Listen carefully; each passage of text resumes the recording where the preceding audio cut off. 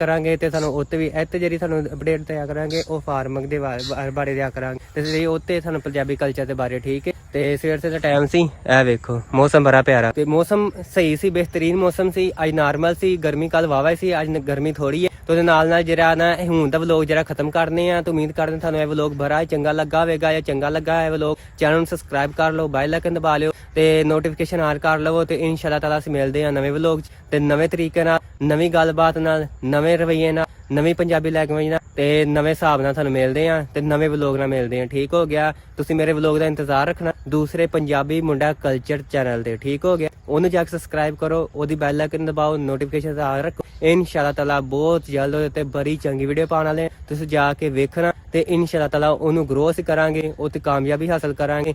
ਤੇ ਉਮੀਦ ਕਰਨਾ ਕਿ ਤੁਹਾਨੂੰ ਇਹ ਸਭ ਕੁਝ ਜਿਹੜੀਆਂ ਗੱਲਾਂ ਮੈਂ ਕਹੀਆਂ ਤੁਹਾਨੂੰ ਚੰਗੀਆਂ ਲੱਗੀਆਂ ਹੋਣਗੀਆਂ। ਉਹਦੇ ਨਾਲ ਅੱਜ ਦਾ ਵਲੋਗ ਖਤਮ ਕਰਨੇ ਤੇ ਓਕੇ, ਅੱਲਾ ਹਾਫਿਜ਼।